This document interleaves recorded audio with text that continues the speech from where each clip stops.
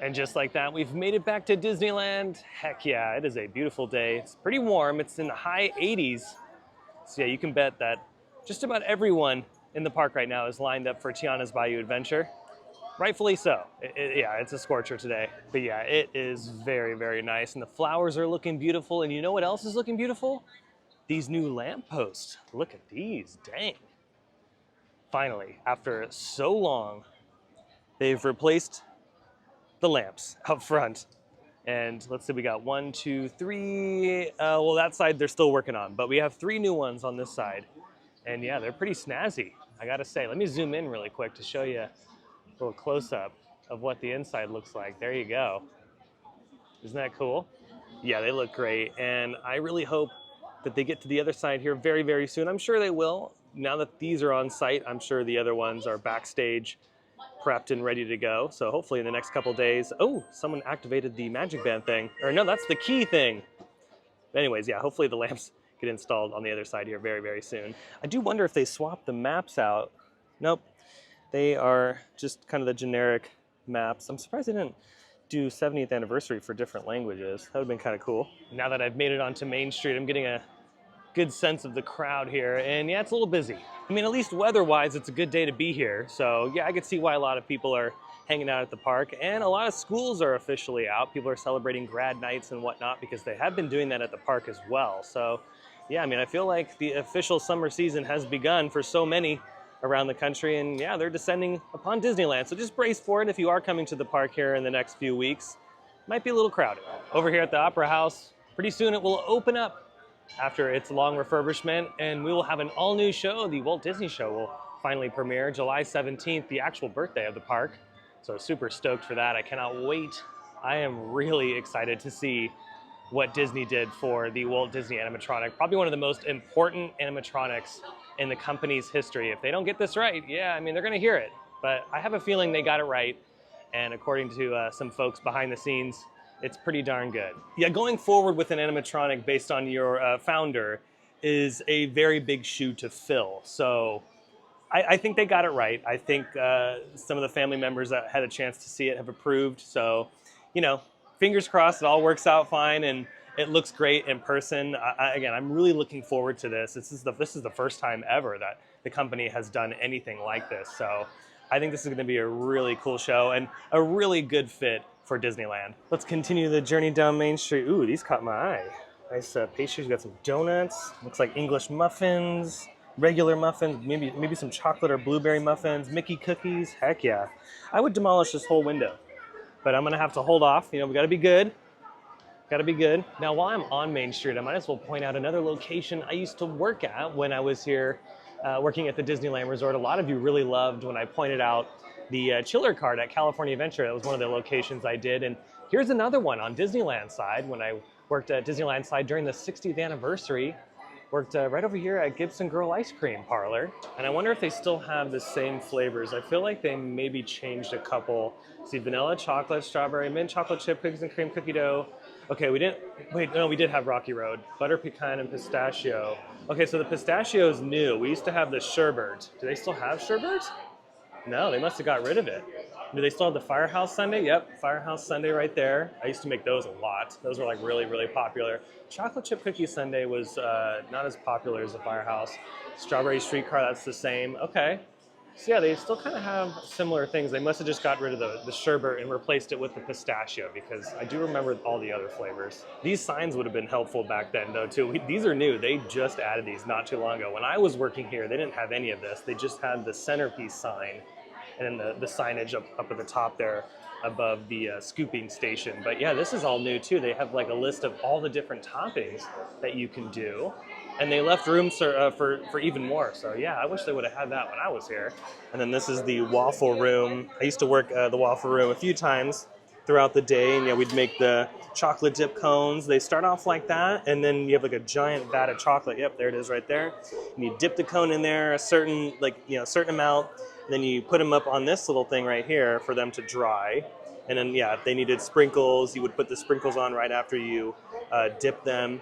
And then the waffle station, let me zoom in so I don't show the cast member's face, but this right here was my nightmare. I did not like cleaning these at the end of the night. They were so brutal because at the end of the night, you'd have to scrub all of the waffle off of that machine. And see, okay, they're smart for putting, why didn't we put the tins underneath them like when I was here? Dang, we were pretty stupid for not thinking of that. But you'd have to scrape off all the excess because when you put the lid down, the rest of the waffle kind of squeezes out of the sides. But you would have to scrub the counters and everything. And then this right here, that's to make the shape of the waffle bowl. So once the waffle's done, you take it out, you scoop it out, and then you stick it on top of that thing. And then there's like this little piece right there that you just kind of shove in the center. And that's what creates the waffle bowl. Overall, it was a fun location to work at, but yeah, I didn't really care for cleaning the location at the end of the night. And I did a lot of closing shifts here, so I wouldn't get out of Gibson until like 2 a.m. because the park closed at midnight, and then we'd stay open for an additional hour. And then, yeah, by the time you cleaned everything, yeah, it was like 2 a.m., 2:30. And when you get trained at Gibson Girl, you also get trained at Coke Corner. So I'm going to show you that location right now, but I also wanted to show you a little like secret that I'm actually standing above right now. Now, right through this door is like the back end area of Gibson Girl ice cream and Carnation Cafe and all that kind of fun stuff. And you walk down this hallway, and that's where the big kitchen and everything is, and a few other things I'm not going to reveal. But one thing I do want to tell y'all is that this is where you would access the syrups for the soda. So if you need to change the soda, which is down here, it's right below me. You'd walk through that door, and there's like another little passageway on the left. You walk down the stairs underground, and just like right about here is where all of the syrups are held for Coke Corner. So I'd go down there and change all of that when we'd run out of soda. And yeah, it's pretty neat. So when you're walking around the candy store here, you're actually walking on top of another little room because there's there's multiple layers here on Main Street. It's pretty crazy.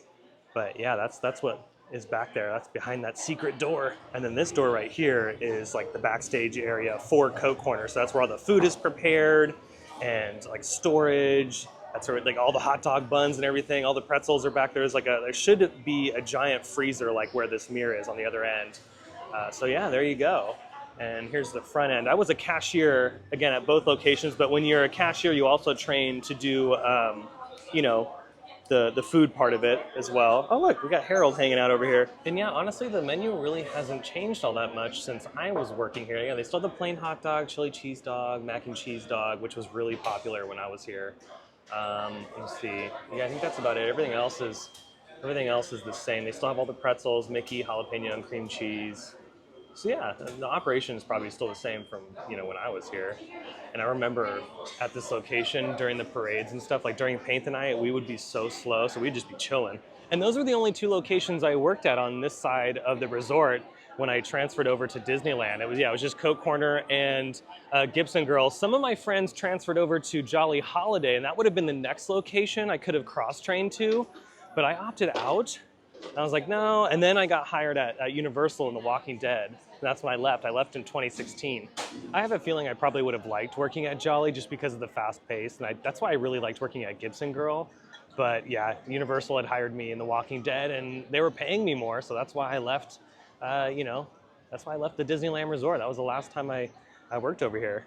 And speaking of Jolly Holiday, I stopped in to get a nice cup of water. You always got to stay hydrated, and remember, you can get a free cup of ice water at any of the quick service locations. I'm gonna make my way into Adventureland. Let's see what's going on over here. Yeah, I've already pointed this out, but I love this new fountain. They still haven't turned it on, and there's no water on the bottom just yet. So hopefully here in the next few days or so, they'll flip the switch and get this bad boy going. It looks beautiful. And then across the way at Enchanted Tiki Room, they're still working on it, and no reopening date has been announced. So I'll keep an eye on it while I'm here and keep you all informed. Made it over to the Rivers of America. There's really not too much going on over here, but it is nice to take it all in. Norland Square is one of my favorite spots in the park and on the edge of Rivers of America, so it's nice to get some steps in over here. Yeah, I would assume that this ride has a very long wait, but it's like it's temporarily closed. I feel like this ride has so much downtime. I don't know what's going on with poor Tiana's Bayou Adventure. But yeah, it's been going through it. I haven't been on it in a while. And yeah, there's nobody going down the drop, so Maybe they're getting ready to reopen it, hopefully, because yeah, it's still pretty spicy out here. And then over here at Ray's Berets, look at the roof. It is it's died off. I'm surprised they just didn't use like a faux material to always keep it green, you know? It's very interesting. Wonder if they'll swap it out over time. Yeah, because they do have a sprinkler system on the roof, so maybe they just haven't turned it on or there's an issue. Because yeah, it is not looking so green. We've made it around into Frontierland, and just for those that haven't been caught up, yeah, the refurbishment around Golden Horseshoe has wrapped up. They have some new banners out front celebrating the 70th anniversary and whatnot. And they also have the new activation out here, the Magic Band activation by the gift shop. But yeah, everything's pretty much complete on this side of Frontierland, which is nice. So we don't have any more work walls or anything. Okay, I've made my way over to Main Street because look at this. Over here at Pixie Hollow, the walls are back up around the fountain and all that. Like, what the heck's going on here? And yeah, the work fence goes all the way around the Pixie Hollow footprint here. So I wonder what happened. I wonder if they went back in and took a look at something and was not up to par, and now they have to, you know, go back and redo some stuff. But man, oh man, I feel like this is a cursed little corner of the park. And then over here at the Matterhorn, yeah, it's still under refurbishment. And this one goes down, I feel like, more and more often just because of its age. It is a very old roller coaster. Oh, we have a monorail coming. Check that out. Dang, we did not get the 70th anniversary one. We got Monorail Mickey, AKA Monorail Orange. Well, there you go. Yeah, I'm not really sure when Matterhorn is supposed to reopen. I would assume here in the next month and a half or so. But because of all the flags and whatnot they got going on, this looks to be a pretty extensive refurb. The one unfortunate thing about the Matterhorn, though, is it wouldn't be surprising if they decided to get rid of it one day or give it a major retracking. The ride is so old that, you know, this is what they have to do to it all the time. They have to really go in and give it a top to bottom refurb more often than not. So I don't, a business standpoint, yeah, it's a little bit of a burden to have to spend a lot of money to upkeep the attraction. And it is a very popular attraction. It's been popular ever since it opened, and it changed the industry too. Remember, this is a revolutionary roller coaster. Yeah, I mean, even right here it says that this is the first tubular steel roller coaster in the world. So, I mean, this is pretty iconic, and Walt Disney himself would ride it. So it would be a shame to see it go. I mean, I would be devastated because it is one of my favorite roller coasters. This is my coaster zero here. This is ultimate favorite roller coaster of all time. So I would be very sad if they had to take it down. I don't think it's going anywhere in the next like 5 to 10 years, but as time goes on, I don't know. I do not know. I don't know if this ride's gonna make it to its 80th or 90th birthday. I mean, they could go in and do some serious retracking and infrastructure work to keep it, up to date and ready to go. But that would cost them millions and millions of dollars. And yeah, I don't know. I do not know. Oh, we got another monorail coming on by. This one has to be the 70th. Yeah, it is. Let's continue the journey and celebrate happy in the rest of the park. Let's make our way over to Toontown. And speaking of refurbs and closures, Gadget's Go Coaster is down for refurb. You can see scaffolding is up around the lift hill as they work on that. I'll have to check on a reopening date for you, but yeah, walls are all the way around the attraction. Oh, I'm gonna guess the code. What do you think the code is? Do you think it's 1 through 9? I don't know. Go ahead and comment down below. Made my way back to Main Street. We're gonna walk through the shops because yeah, it's hot and I need some AC. But we're gonna head into downtown Disney next and see what's going on over there. We're gonna close it out with some of the construction happening at the district. So I feel like that's pretty much it here inside Disneyland Park. It's kind of business as usual. Let's make our way inside. Some beautiful air conditioning. Oh yeah, this is so much better. Stumbled upon this button up again. It's a sign. Oh, you know what? And I could team it up with the Crocs too. But look, they also have this cup set from the Disneyland Vault collection. We got Adventureland, Fantasyland, New Orleans Square, and Tomorrowland. Heck yeah. Those are pretty nice. Let's see, what's the price? It's a mystery price. It's probably 800 million. No, $34.99. Okay, let's make our way over to the former Tortilla Joe's site to see what the construction is looking like over there. We're gonna have to make our way back to Centrico one of these days. It's been so long. feel like the last time I was here was around the time it opened. I had gone a couple times after it opened, but yeah, it's been a minute. It has been a minute. So let's look at Tortilla Joe's. Oh wow, yeah, it's gone. The building is totally gone. Holy moly. Yeah, it looks like from this angle they've completely taken down all the structural steel, and the only thing that remains, it looks like, is maybe an elevator shaft, and that will probably come down here in the next few days. And then we'll get an all-new building that will house 2 dining locations, so that'll be cool. I'm looking forward to it. I enjoy a nice steak. I am a fan of a filet. And hey, maybe I'm a fan of that stuff too. You never know. And then over here at the new Earl of Sandwich location, their permanent location, yeah, work continues to move along pretty nicely. You can see that they're starting to put up more bits and pieces of steel that will eventually hold all of the drywall.